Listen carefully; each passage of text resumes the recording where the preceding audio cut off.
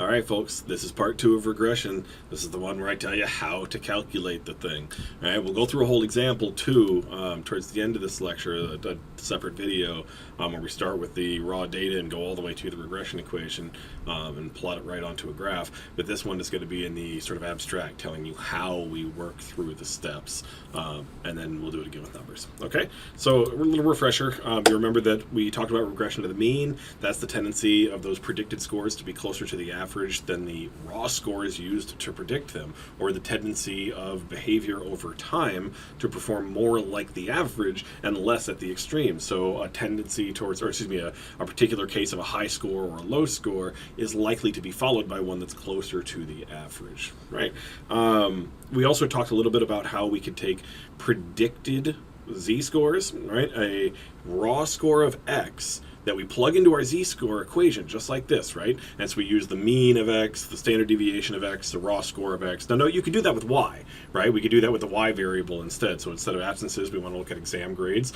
We plug in a raw y value, the population mean then of y, the standard deviation of y, and we would calculate a z of y. So what we saw in the last video is that we have an equation now that can take us from a z of x and get a predicted z of y just by plugging it in to that other equation, multiplying the z of x times the correlation coefficient, actually. Now, I also wanted to point this out because I realized that while most of you are probably going to say, oh, yeah, it's obvious, a few of you might have forgotten that this is basically the case, and I don't want it to seem unfamiliar when you see it later when I use it. So take this z-score equation. Now, right now, it is solved for z. That is, z is by itself on the left-hand side of this equation, and you plug in the numbers on the right side, and it gives you z. But what if you already knew z, and you didn't know what the raw score was, as in the case where we would go from an x score to the z of an x score, and then using that new equation I showed you, get a z of a y score. Now how do we get back to the y? Well, this equation can be solved for the raw score too, right? And so just so you remember basic algebra, right, we'd multiply standard deviation times both sides to get it off of that one side, right? And so now it moves over here, so we have z times sigma equals x minus mu. Now if we're isolating for x, we need to get rid of mu, so we're going to add it to both sides, and that ends up with x equal to z times standard deviation plus the mean. Now I'm going to flip that around because I like it to look this way with the isolated value on the left. So x is equal to z times the standard deviation plus the mean, right? Now in that case, remember that because we're talking about the x value, that means the mean and standard deviation of the x scores. But it could be a y value we're solving for, like we'll see in a second, in which case we'd be using the mean and the standard deviation of the y scores, right? Okay, so back to that linear equation now, because that's what we're doing with regression. Remember, we're creating a line, a linear equation, such that we can now plug in values of x and figure out what the value of y would be. Plug in your age and figure out what your insurance cost is going to be based on this information we use to calculate a slope and a y-intercept. Okay, so a little refresher again. There's our y equals mx plus b formula. M is slope, b is y-intercept. And here's where I have to say, statisticians are assholes. They knew this equation existed. Y equals mx plus b was already out there. Yet, when they chose to create the regression equation, they decided they were going to reuse the letter b, but it was no longer going to be y-intercept, right? It's now going to become the slope. So our new equation, the regression equation, is y hat, the predicted y, is equal to a plus b times x. All right? So a is now the y-intercept, and b, which had previously been the y-intercept, is now our slope. So let's say we have a hypothetical regression equation where the y-intercept is 1 and the slope is negative 2.5. All right? So this is a negative correlation. It should be a downward sloping line. So what is y hat equal to? What is the predicted y when x equals 2? Just like before, we're just going to plug it in, right? So plug in 2, multiply that times 2.5, so that'd be negative 5. 1 minus, it'd be 5. 1 minus 5 then would be negative 4. So our y hat is negative 4. So our xy pair, our coordinate, is 2, negative 4, right? Easy enough. And in fact, if we plot that line on our graph, you'll actually be able to see. So if we put the y-intercept there at 1, you can see that's where the y-axis is crossing, or the line crosses the y-axis. Place our slope then such that it goes down 2.5 for every 1 that it goes over. Then you'll see those coordinates 2 and -4 are right there along the line, right? So the only thing you got to remember here is that the equation you're used to, y equals mx plus b, has just been slightly rearranged. And don't forget, b no longer means y-intercept, it now is slope. Okay, so that's really all that's changed. Otherwise, it's the same damn equation, just with new letters in the place of the old ones. Okay,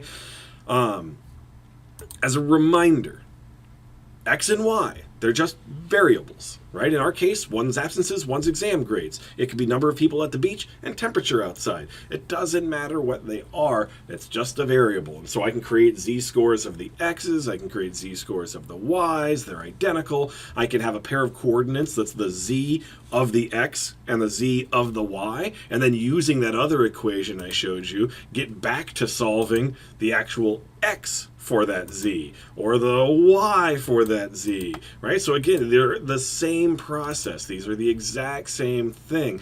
I want you to be able to recognize that, so I don't have to place both equations on the exam. You know that you can say, replace that x with a y, and then use the mean and standard deviation of the y data instead, okay? So keep that in mind. Now, how the hell do we create the regression equation? Now that we have that basic information in mind and we know what the linear equation looks like. Well, let's start with y-intercept. So y-intercept is a concept that says x is going to be equal to 0 when the line crosses that y-axis, right? So if we actually sort of visualize the thing, right there at the center, x is equal to 0, that's the y-axis. The line is going to cross somewhere at some angle, or maybe flat. It's going to cross that y-axis. And when it does, we note the spot. That's the y-intercept. Now, I point this out because look at the value of x at the y-intercept. Whatever the y-intercept is, doesn't matter. Any value imaginable, x is going to be equal 0, because that's what defines the y-intercept. So the easiest way to calculate the intercept of the regression equation is to use that z-score equation and set x equal to 0. So we would take our z of x, and we simply take that z-score equation and plug in 0. Now, we already have our mean and standard deviation for absences, so we'd go back and we'd get the mean for absences and plug it in there for the yellow mu. We'd get the standard deviation of those numbers, those raw scores. We'd plug it in at the denominator down there, and we'd solve for z. Easy, right? We've done the z-score equation a couple of times now, so we get it. Now we have to create the predicted y-hat score. That's the new equation that I showed you in the previous video. This is where we get the z of that y-hat, that predicted y-score. And how we do it? Well, we just take the z of x that we just calculated in the previous step, and we multiply it times our correlation coefficient, which in that case was a negative 0.85, but that's all we're doing here, right? We just take that, we plug it into our new equation, and now we get a z of y-hat. Now, all we have to do is get that z-score back to a raw y-score so that we have a predicted y value. So we use the same equations we've been working with for the z-score, just rewritten to solve for y instead of to solve for z. We plug in the values then of the mean of the y distribution, the standard deviation of the y distribution, and we plug in the z for the y that we just calculated in the previous step, and we solve it through, and we get a predicted y value, right? We now have a coordinate, a 0, and whatever that value is, that it represents 1 point on the line. More importantly, that y-hat, that y value, is your y-intercept. So you've now solved part of the equation. You got a. Okay, now we just have to figure out slope. We have to get b. Remember, slope is how far up or down the line goes for every 1 unit it goes to the right. Okay, so how does y-hat, how does the predicted y value change as x goes from, say, 0 to 1? Okay, now there's a good reason why I'm going to suggest using 1 as finding the next point. So remember, for slope, you just need 2 points. We have 1, we have 0, and that first y-hat value. Now we need another point so that we can calculate slope, because slope is just the second of the y coordinates minus the first of the y coordinates divided by the second of the x coordinates minus the first of the x coordinates, right? So we now have x1, y1. We need to get x2, y2 and plug it into this equation, and that'll tell us how far up or down the line goes as a function of how far over it goes, right? Rise over run. The reason why we're going to do this with x equals 1 in the next step, you may have already predicted this. In the first case, we did it by setting x equal to 0 and going through those steps. So that gave us an x1 value of 0. So if you think about the denominator down there right now, the second of the x's, the one on the right, is 0 because that was the x that we had in the previous step. If we do it again for 1, that means the denominator down there becomes 1 minus 0, or 1, and that's the simplest division we can do. So really then all we have to do is take our two y coordinates and they'll give us slope. Okay, so hopefully that made sense, but let's go through it and see it, and then like I said, we'll do it with real numbers after that, okay? So recalculating all the same steps we just did, but setting x to 1 first, okay?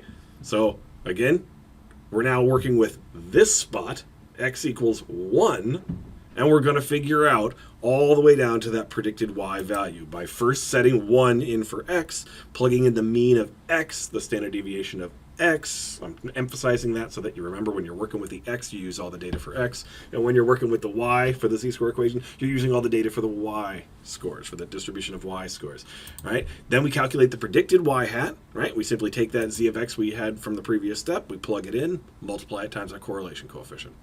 Easy peasy, right? Following that, we have to plug in that z of y hat into our rewritten z-score equation and solve all the way over by plugging in the mean of y, the standard deviation of y, using the z of y from the previous step, and getting that second coordinate, right? That y hat, right? y2. Now, we go back over to our equation, we'd have y2, we'd have y1. Let's say, hypothetically, we ended up then with a 2.5 for y2 and a 1 for y, or a 0 for y1. Well, then our slope would be 2.5. If it was the opposite, we had 0 for y2 and 2.5 for y1, we'd end up with a negative 2.5. Now note, this only works if you're using the 0 and the 1 as your x-coordinates. Otherwise, you're going to have to do the actual math for the denominator and then do the division. It'll still mathematically work out the same, but it's a lot easier if your second coordinate is calculated by setting x equal to 1. Okay, so we go back to our hypothetical regression equation that we calculated. Y hat is equal to 1 minus 2.5x. A is our y-intercept, so the line is going to cross at 1. B is our slope. It's negative because that's a minus sign there, so it's going to go down 2.5 for every 1 that it goes over. So take our coordinates that we just had before. We've got 0 and y hat is what we had used in the previous example to calculate our y-intercept. So we plug that 0 in over there, right? Then we can solve for that 0. Use x, plug it into our equation. 0 times 2.5 is 0, so 1 minus 0 would be 1, right? And so we'd have y hat equals 1, so our first coordinate would be 0, 1, right? Easy enough. All of it sort of fits. We'd plug it in over there for slope. The 1 goes there. The 0 is already in the bottom. We'd have this little coordinate. We could put a dot on our figure, on our coordinate plane, so we know where the first spot is, the first dot on this line, and then we do it again, right? We now do it with a 1. So we take the 1, we plug it in over here for the bottom of our equation. That means we now have 1 minus 0, so that cancels out pretty easily. We plug it into our linear regression equation just to test to see if this still works out. 1 times 2.5 is negative 2.5, or it was 2.5. 1 minus 2.5 then would be negative 1.5, so our second coordinate would be 1, comma, negative 1.5. Right? So we can plug in that negative 1.5 up here. Negative 1.5 then minus 1 would be negative 2.5. So our slope would be negative 2.5. That fits our equation, so that worked out well. We put our dot on there. We draw our line then. And what do you know? It actually goes over 2.5 for every 1. Excuse me, goes down 2.5 for every 1 that it goes over. It's all consistent. Okay? So now what we have to figure out is how we use all of that information in an actual regression equation using real data, so that you can see the entire process from start to finish, right? This was just a sort of hypothetical that we ran through so you could see the process. One other quick thing I want to point out is this concept called standardized slope. So right now, that regression equation is going to plot the slope of the line at a particular angle as a function of the scales of those variables. So let's say you've got a scale that goes from, cold to hot, and that's it. It's just literally the 2 points, cold and hot, and you mark them in this huge range. It's the 0 to 50 versus the 51 to 100, or however you want to do it. That particular scale is not going to be potentially as long or as basically as widely spread out if you were to draw it on a graph as Kelvin, right, or some other temperature scale like Fahrenheit or Celsius. It's going to have many points on there. It may be the case that you go 50 over in temperature for every 1 unit of change in whatever the y variable happens to be. Or, if this was done differently, you might only go 3 over for every 1 change in the y variable. My point is that whatever those variables and their scales happen to be, highly impact the way the slope is going to look. If you want to get rid of that and basically put them on a sort of standard scale so that both of them are standardized and the slope is really a function of every 1 unit over, how many units up does it go on this sort of standardized scale, then we use what's called standardized slope, right? And we actually report standardized slope frequently when we run regression equations because it allows us more easily to compare across experiments as well. So you may have a slope of 272 just because whatever your scales happen to be there, right? It goes up 272 for every 1 it goes over. If that's the case, then if I look at somebody else's slope and their regression equation has a slope of 5, am I supposed to interpret that their effect is potentially smaller or less impactful than the effect that has the large slope? Because of that ambiguity, we often report what's called the beta weight or the beta standardized slope. Essentially like the z-score does with standard deviation units. Instead of reporting data on their raw score scales, slope does the same idea. So the beta weight is just equal to the slope that we calculated, the little b, times the square root of the sum of squares x divided by the square root of the sum of squares y. So a pretty simple little equation there, okay? And we'll be calculating the standardized slope as well as calculating our regression equation. Now, this, I think, makes it look like once you have the regression equation, you can now predict anything you could ever want, right? It's easy. We know the relationship. We can make the prediction. Well, that would only actually be the case if your correlation was perfect, right? If your correlation was 1, all right? And the two were so perfectly correlated that every change perfectly predicted the change in the other one. If it's not perfectly correlated, then you don't have a perfect prediction. You have errors in your prediction. So you can think of this more practically, right, as opposed to statistically speaking. At one point, about 11 years ago, I was offered a job at the University of Michigan Dearborn, right? We are all happy that I accepted that. And they offered me a certain salary and a certain benefits package and things like that. And I wrote back to the chair of the department at the time and said, is there any way I could also have some assistance with moving expenses? Because I'll be coming all the way from Georgia. And I'm fresh out of graduate school, so I don't have a huge amount of savings here. And they said, yeah, absolutely. Can you give us an estimate for how much you think it'll cost? And we'll get approval for that amount. So I said, sure, no problem. So I looked up the cost of renting a U-Haul truck, one of these really big ones. So I was going to have to move basically a house full of stuff. I looked up the cost of it being a one-way rental of a U-Haul truck as opposed to an in-town trip because it's slightly different. I looked up the approximate gas mileage that a U-Haul truck got and then how many miles I'd be traveling and how much that would cost. I looked up hotels, right, things like that, and I estimated all of this in, sent it off, and said, okay, I'm going to need, I don't remember how much it was, let's say $2,000 is what I'm going to need to move. And they said, sure, no problem, just when you get here, submit the receipts, you have approval for up to $2,000. And so then I go and I get the truck and I get ready to start packing up my stuff. And I realize there's a few things that I didn't think about along the way. So I need furniture pads for the truck, that sort of mats, carpet-like things you wrap around furniture to protect it along the journey.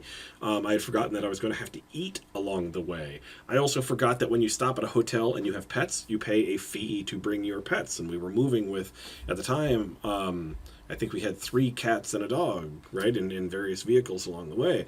And so my point was that my prediction Even though I used all of what I knew and how much this was likely to cost and relationships between these things, I was still off.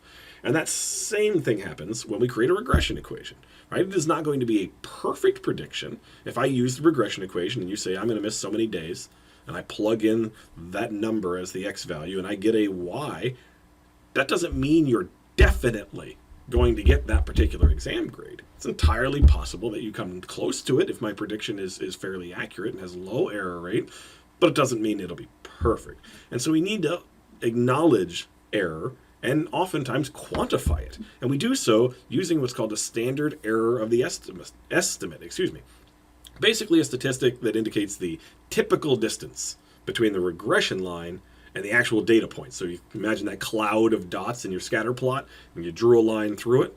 The standard error of the estimate is literally calculating how far each of those dots is from the line. Some will be right on it, but many will just be in a cloud sort of clustering around it. So if you drew little lines to each and measured the length of each of those distances and then created the average of all of those distances, that's basically the standard error of the estimate. It's sometimes also referred to as the effect size of a regression or correlation coefficient, telling you roughly how much of one variable, our y variable in this case, is explained by the x variable. Now, there are at least 4 different terms for this very thing. We heard standard error of the estimate already.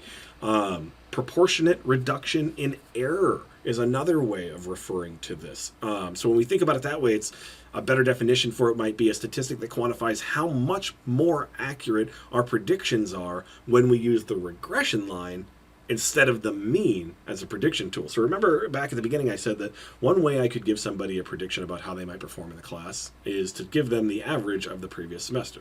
Well, last semester the average exam grade was an 83. So you're asking me how you'll do with 5 absences in this class? Probably an 83. Right? That's going to have some error associated with it. How about if I instead used the correlation coefficient, created a regression, plugged in that number 5 absences into my equation, and solved for a predicted y, and I gave them that value? If that value is more accurate than this value, then there has been some reduction in error. Right? And we could call it a proportionate reduction in error. We sometimes call it the coefficient of determination, perhaps the most ambiguous of all the terms that can be used for this statistic. The one that I actually really like is called proportion of variance accounted for. And the reason why I like it is I think it explains to me what effect size in this case really is referring to. So a correlation does tell you how much the two things are related. Right? It doesn't say they're causal, obviously, but it says the two are related. It's saying that out of all of the variability in absences and all of the variability in exam grades, that a lot of that variability tends to vary together. Not perfectly, it's not a correlation of 1 or -1, it's negative 0.85, so it's close, which means that most of the variability goes together, but occasionally one might go, let's say, less down in exam grades as would be predicted by how much it went up in absences, right? It's not a perfect prediction. The proportion of variance accounted for terminology, to me, says the amount of that variability in exam grades, right? All that variability that we see across the exam grades, how much of that is explained solely by absences, right? Proportion, how much of the variance in y is explained by x. Now, I don't care how you think about it, okay? You can think about it as a statistic that quantifies how much more accurate. You can think about it as the typical distance between the lines, the points on the line. However you choose to think about it, they're all functionally equivalent, and they're all calculated the exact same. They are all r squared, okay? R squared is equal to sum of squares total minus sum of squares error divided by sum of squares total. All right, we're proportioning off the error and seeing what remains, essentially. Okay, so we'll go through how to calculate that with numbers when we go through our full example. Okay, in fact, seems easy enough. Let's talk about it a little bit more and go through that damn example. All right, my dog Jakey Poo, Jake, says it's easy. Let's test his theory.